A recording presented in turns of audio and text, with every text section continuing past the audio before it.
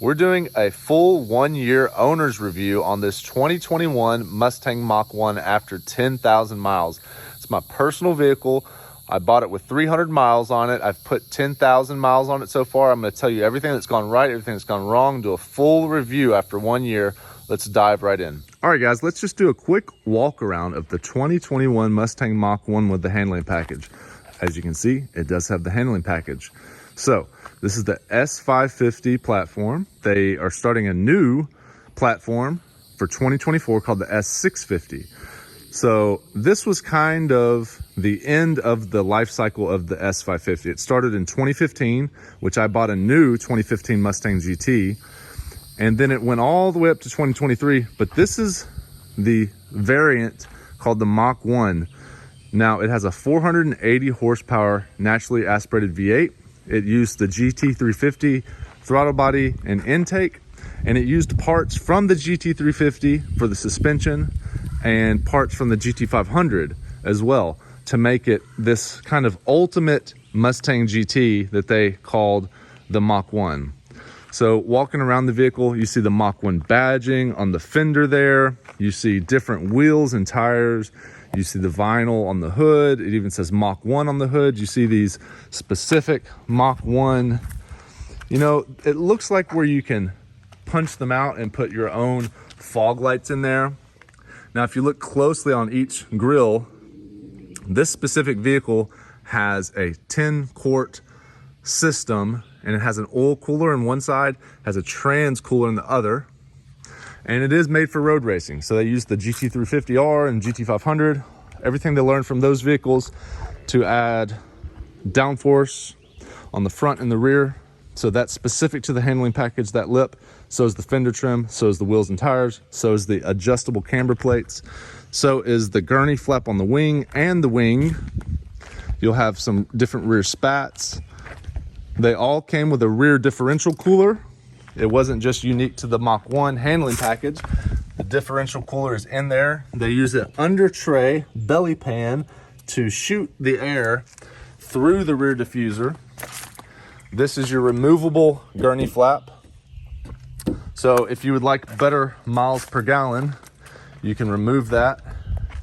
And this car is optioned with the Brembo, the red painted calipers, which was an option. So the handling package is the biggest option, which it came with Cup 2 tires. Now, I burned through the Cup 2 tires within 5,000 miles on the front. It does have an aggressive alignment. You can change to even more aggressive through the camber plates. You can adjust the camber plates for track days.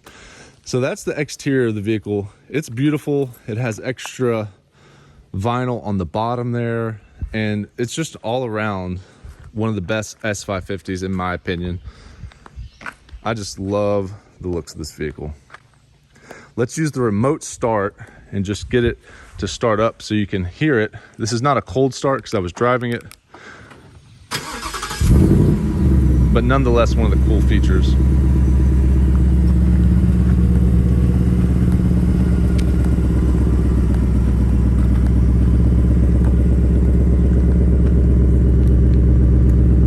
It just sounds great. I love that wing. Man. So here's the 480 horsepower naturally aspirated V8.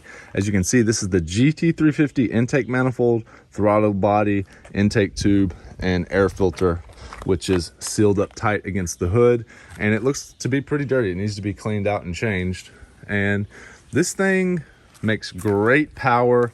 I don't have any oil consumption issues, and I do not have the barbecue tick. So I've been lucky with the engine. It runs great and makes a ton, it makes a lot of power. As you can see here, you do have the adjustable camber plates. You have a specific Mach 1 strut tower brace. And if you don't know the Mach 1, specifically the handling package, the suspension has been set up to hit the track. It actually has wider tire fitment than the GT350R. It has 305 30 19s in the front and 315s in the rear. So 305s in the front. It makes it super stable. And with that power, it's an unbelievable Mustang. You cannot compare it to the 2015 Performance Package 1, which I first had. Completely different ballpark, completely different vehicles.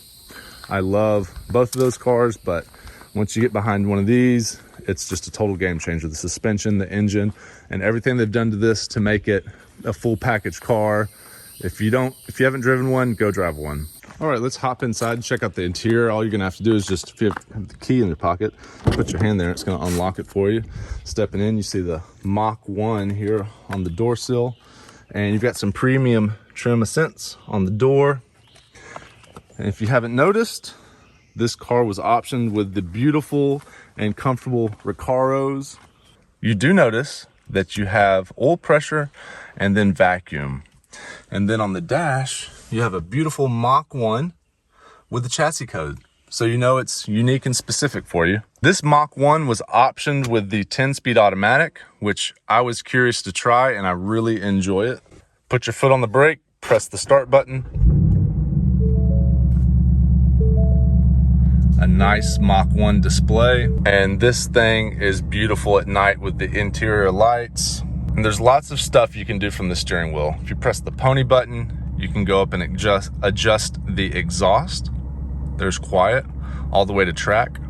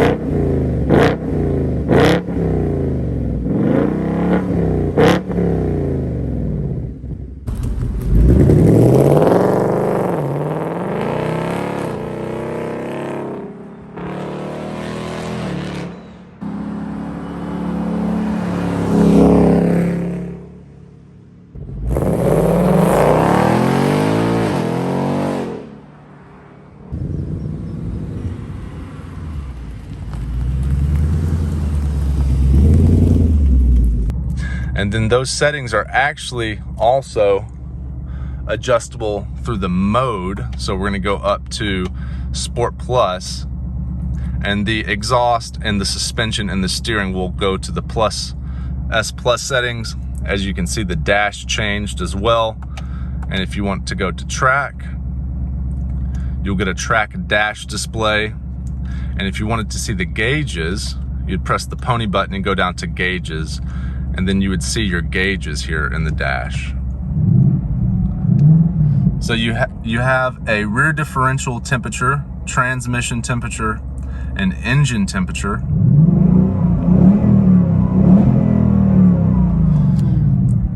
It's just beautiful in here. Everything works and it's fun to drive.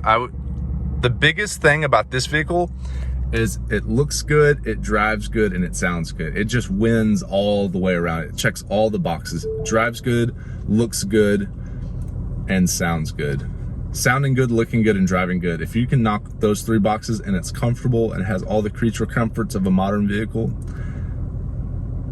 it pretty much checks all of the boxes. And this particular model does have this little button here that you can press on the end of the steering wheel stalk that will keep you centered in your lane. And it actually does take over the steering wheel and steers you back into the lane. It reads the lines and will keep you in track, just to keep you awake and to keep the car on the road. Another thing that a lot of people don't know in modern Fords is you can just press this turn signal stalk down once, just barely put a little pressure, and it will click 3 times. Another thing that is very cool about the Mustang that a lot of people don't know is if you hold the traction control button up for 7 seconds, it will completely disable traction control. So let's go ahead, we're holding it down, and then you'll see the dash will change to advanced track off. That means you can go play and have a lot of fun. All right guys, we're setting off in the 2021 Mustang Mach 1. Let's get the first thing out of the way, the miles per gallon. So what kind of gas mileage did this thing get? Well, I just drove about 50 miles and I have an average of 20.6. So you can get 20 or 22 miles per gallon The highway rated, I believe, is 20 or 21, and it actually gets it. So as long as you keep the shifter out of S, when you put the shifter in S, as you can see, it holds the gears longer and it increases the throttle sensitivity. So I go ahead and I put it in D if you want to drive more fuel efficiently. We're in D, we're on some back roads here in Tennessee. As you can see, the exhaust is in normal and we're in normal mode. So let's go ahead and look at our gauges. So you can also go to my mode and you can see your status. So normal, comfort, normal, normal. Comfort steering, normal mode with normal exhaust, normal suspension. And it drives comfortably with the Recaros. There's not too much road noise, honestly, for being such a track setup car with these big fat wide tires and the adjustable suspension and the 350R pieces to make it handle so well. And these are rough back roads. Now, the fun part is when you go up into Sport Plus. The gauges change. Sport Plus mode, sport steering. The steering tightens up. The exhaust is in sport. The suspension is in sport. Now you have more throttle sensitivity. You just barely touch the gas and this thing rips. Literally, downshift. 7400 red line. Just banging through the gears. Into the brakes. Downshift. Downshift. Downshift. Back on the throttle. That's half throttle, by the way. It runs so good. Such a strong car. Such a strong car for what it is. For a naturally aspirated 5-liter? Are you kidding me? Are you kidding me? The Fox bodies back in the day, which I grew up on, it's not even a chance. This is a race car. To compare the two, this is a race car. So for the maintenance and ownership of this vehicle, the things that I've had to change is oil changes and tires. The Cup 2 tires, like I said, ran out at 5,000 miles. The front 2 tires had wires showing on the inside after 5,000 miles. And that just seems to be normal for the Cup 2s. So I switched to the Michelin Pilot Sport 4S's, and they seem to be holding up excellent. So far, the automatic transmission, the 10-speed automatic, I love it. I have noticed that the shifting patterns have changed where it does slip a little bit in fourth occasionally and it downshifts a little bit too hard. So I'm gonna take it in and make sure that there's nothing wrong with it and see if there's an update for the transmission or if the transmission fluid needs to be added to, because if you read the message boards, some people say that they have issues and you can top off the transmission fluid or have them reprogram it to the latest update and it will shift better. It goes from first to third, fourth, fifth, sixth. And that's just quarter throttle, just easing into it.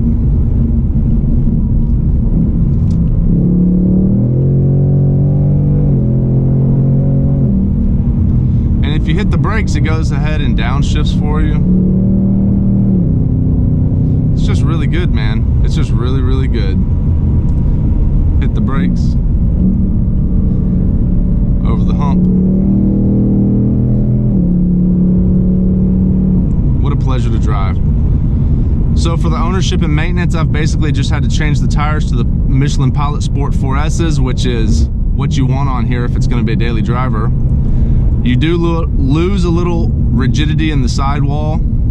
The Pilot Sport, the Cup 2s are more rigid and they are stickier, but these will last 20,000 miles, hopefully 30,000 miles potentially.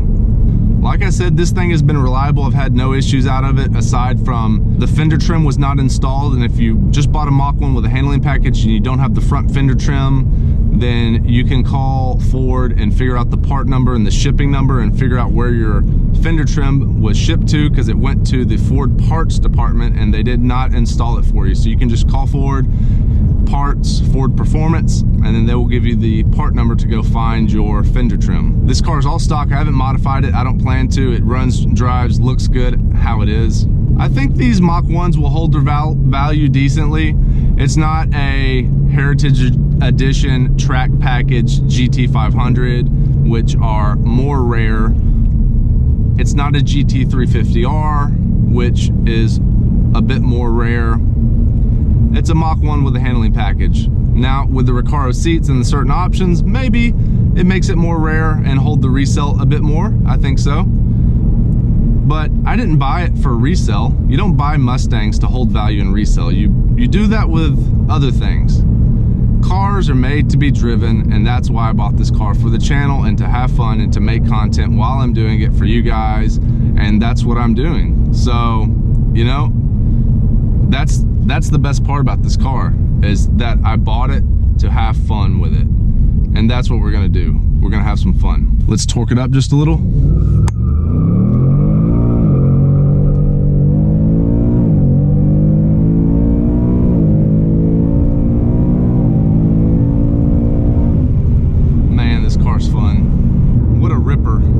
Life is short. You should enjoy your cars. You should enjoy it, not for the next owner, but for yourself. Look at this deer. Get out of the way, deer. Overall, this vehicle is amazing. It looks good, it drives good, and it runs good. What else could you ask for? A vehicle that has all three of those attributes, that's all you need. If it runs good but doesn't look good, then it's kind of not as fun to drive, because you really want it to look as good as it runs, and you want it to run as good as it looks also. You really need all three, and if it doesn't sound good, you want it to sound good. You want it to look good, sound good, and drive good. And the Mustang Mach 1 checks all the boxes. It does everything amazingly well. There's not anything it doesn't do well.